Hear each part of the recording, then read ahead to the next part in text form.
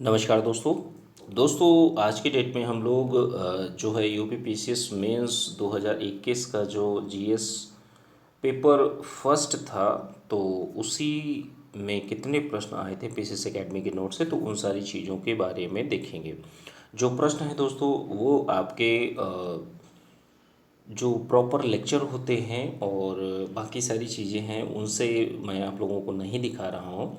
ठीक है, केवल जो ड्राफ्टिंग दी गई है और जो टेस्ट सीरीज़ दी गई है, ठीक है, तो उन दो चीज़ों से आप लोगों को सारी की सारी चीज़ें दिखाई जाएंगी। जो जीएस फर्स्ट पेपर है उसमें 20 में से 12 प्रश्न आपके पीसीएस एकेडमी के नोट से आए हैं, डायरेक्टली क्वेश्चंस आए हैं, डायरेक्टली और इनडायरेक्टली। तो उन सारी चीज़ों को हम लोग देखेंगे। पहला क्वेश्चन है आपका, देखिए, वैदिक साहित्य में भारत की भौगोलिक दशाओं का वर्णन कीजिए। तो देखिए, प्रश्न जो टेस्ट सीरीज में दिया गया था वो वैदिक साहित्य के महत्व पर प्रकाश डालिए। तो हर तरीके से जो प्रश्न हैं वो आप लोगों को कराए गए हैं।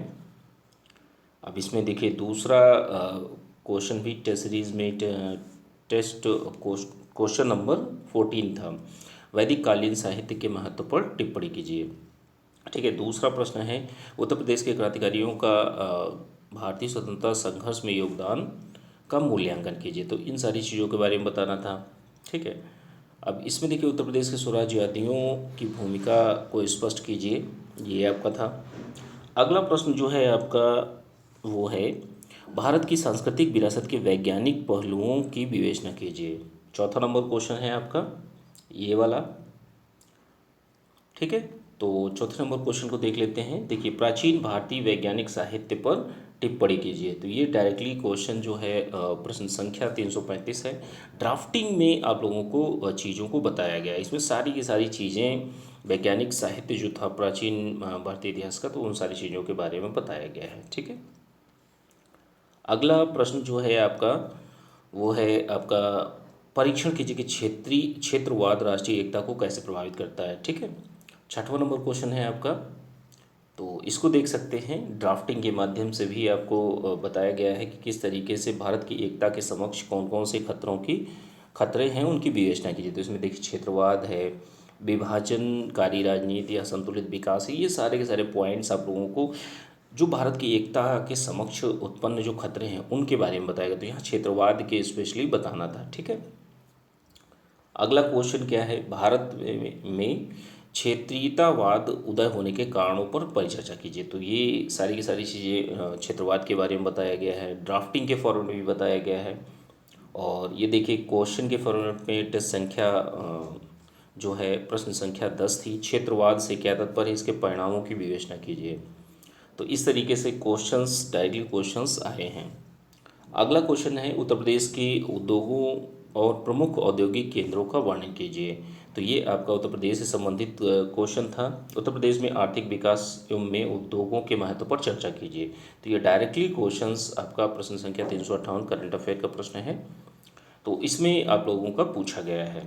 ठीक है, अगला प्रश्न जो है आपका, उत्तर प्रदेश में वन्यजीव पारिस्थितिक पर्यटन सर्किटों की प्रमुख विशेषताओं का वर्णन कीजिए। तो देखिए, उत्तर प्रदेश में जितने भी पर्यटन स्थल हैं, पर्यटन उद्योग को बढ़ावा करने के लिए प्रदेश सरकार द्वारा किए गए नवीन प्रयासों की विवेचना कीजिए। तो इसमें देखिए, जो पर्यटन सर्किटों का विकास किया गया है, 13 पर्यटन सर्किट है, इन्हीं को डिटेल में बताना था। तो इसमें सारी की सारी चीज़ें समावेश कर दिया गया इस प्रश्न में। ठीक है, तो अगर ड्राफ्टिंग को आप लोगों ने अच्छे से किया है तो सारे के सारे प्रश्न आपके अच्छे से होते हैं। ठीक है, अगला प्रश्न जो है इसी का ही दूसरा है कि जैसे दूसरे फॉर्मेट में प्रश्न पूछा गया, उत्तर प्रदेश के प्रमुख दर्शनीय स्थलों की विवेचना कीजिए। तो ये प्रैक्टिस में आप लोगों को कराया गया है।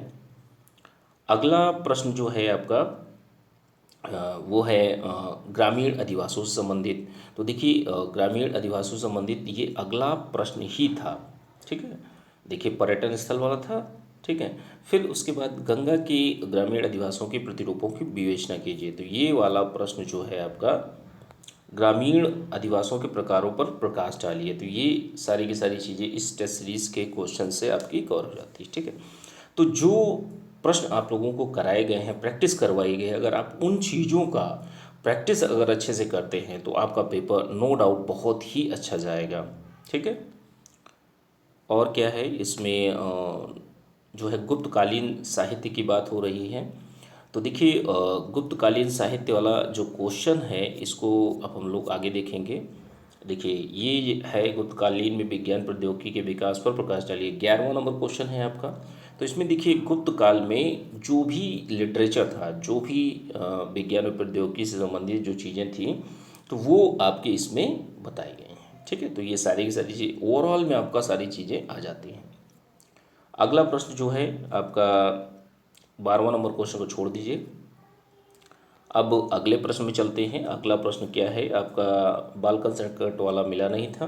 ठीक है, 14वां नंबर क्वेश्चन, समावेशी विकास के लिए महिलाओं का सामाजिक सशक्तिकरण यानी महिलाओं का सशक्तिकरण क्यों आवश्यक है, विस्तार पूर्वक वर्णन कीजिए। तो यह क्वेश्चन पूछा गया था 14 नंबर क्वेश्चन। अब इसी को ड्राफ्टिंग में देखिए, भारत में वर्तमान में महिलाओं के वित्तीय समावेशन की आवश्यकता क्यों है, चर्चा कीजिए, ये भी कराया गया है।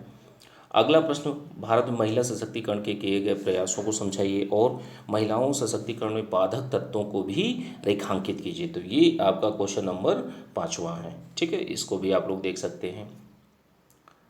और भी इसमें कई तरीके से प्रश्न पूछे गए हैं। प्रश्न संख्या 11 है, महिला सशक्तिकरण से क्या तात्पर्य, सशक्तिकरण के हेतु किए गए प्रयासों का वर्णन कीजिए। तो ये भी चीज़ें कराई गई हैं, आप लोगों को डायरेक्टली क्वेश्चन आए हैं। अगला क्वेश्चन 15वां नंबर क्वेश्चन है, वैश्वीकरण को परिभाषित कीजिए और भारत की ग्रामीण संरचना पर इसके प्रभाव का मूल्यांकन कीजिए। तो ये प्रश्न था आपका। अब देखिए, भारत वैश्वीकरण ने किस प्रकार संस्कृतिकरण को प्रभावित किया है, उदाहरण सहित व्याख्या कीजिए। तो इसमें दोनों की दोनों चीज़ें बता दी गई हैं। ठीक है, इसी फॉर्मेट में देखिए एक क्वेश्चन और है जीएस फर्स्ट पेपर का, वैश्वीकरण ने भारत में सांस्कृतिक विविधता के आंतरिक मर्म को किस सीमा तक प्रभावित किया है। तो ये क्वेश्चन से भी आप लोगों का चीज़ें कंप्लीट हो जाती है। ठीक है, और क्या है, वैश्वीकरण का भारत की सामाजिक आर्थिक राजनीतिक व्यवस्था पर क्या प्रभाव पड़ा। तो ये प्रश्न भी डायरेक्टली क्वेश्चन आप लोगों का पूछा गया है। ठीक है, और क्या है, देखिए वैश्वीकरण का आशय समझाते हुए इसकी विशेषताओं का वर्णन कीजिए। तो हर तरीके से प्रश्न संख्या 41 थी, पेपर फर्स्ट का था, 200 शब्दों में लिखना था। 3 फॉर्मेटिंग जो है आप लोगों को मिल रही है। ठीक है, एक ही प्रश्न की। अगला क्वेश्चन जो है आपका, भारत में नगरीकरण, 17 नंबर क्वेश्चन है, भारत में नगरीकरण की प्रवृत्ति का परीक्षण कीजिए और नगरीकरण से उत्पन्न सामाजिक परिणामों की व्याख्या कीजिए। तो सामाजिक परिणाम क्या है, किस तरीके से, तो वो सारी चीज़ें हैं। वर्तमान में बढ़ते शहरीकरण ने ग्रामीण क्षेत्रों में विभिन्न समस्याओं को जन्म दिया है, स्पष्ट कीजिए, इससे निपटने के सरकारी प्रयासों को भी रेखांकित कीजिए। तो ये भी चीज़ें बताई गई हैं। सूचना प्रौद्योगिकी के तौर पर नगरों की समृद्धि ने रोजगार के नए मार्ग खोल दिए हैं, परंतु नई सामाजिक समस्याओं को भी पैदा किया है। तो ये क्वेश्चन भी आपका डायरेक्टली आया है। प्रश्न संख्या 74 था। ठीक है, अब ये देखिए, नगरीकरण क्या है, नगरीकरण क्या है, भारत में नगरीकरण की समस्याओं को बताइए, इन समस्याओं से निपटने के उपाय की विवेचना कीजिए। तो सारी की सारी चीज़ें जो ड्राफ्टिंग है उसके माध्यम से आपके प्रश्न आए हैं। डायरेक्टली आप क्वेश्चंस को ही अटेम्प्ट करते हैं तो उसमें भी सारी की सारी चीज़ें आपकी बेहतर हो जाती हैं। 200 शब्दों में इस प्रश्न को लिखना था, यही प्रश्न आप लोगों से पूछा गया है। ठीक है, ये भारत में नगरीकरण की प्रवृत्ति, तो ये सारी की सारी चीज़ें समझाई गई हैं। चक्रवात क्या होते हैं, शीतोष्ण कटिबंधीय चक्रवातों की उत्पत्ति के कारणों की भी व्याख्या कीजिए। ठीक है, तो ये 18 नंबर क्वेश्चन है आपका। अब देखिए, चक्रवातों के निर्माण के लिए उत्तरदायी कारणों को स्पष्ट कीजिए, कुछ चक्रवातों का वर्णन करते हुए जिन्होंने भारत को प्रभावित किया।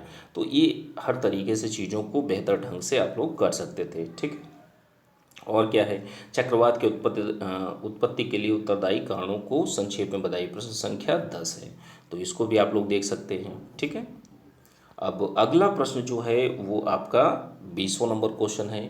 20वां नंबर क्वेश्चन क्या है, उत्तर प्रदेश में सिंचाई के कौन कौन से साधन हैं, कृषि विकास में सिंचाई की भूमिका की व्याख्या कीजिए। तो ये आपका डायरेक्टली क्वेश्चन है, आप लोग देख सकते हैं। उत्तर प्रदेश के सिंचाई के प्रमुख साधन कौन कौन से हैं, वर्णन कीजिए। तो ये डायरेक्टली क्वेश्चंस 19वां नंबर क्वेश्चन है टेसरीज का।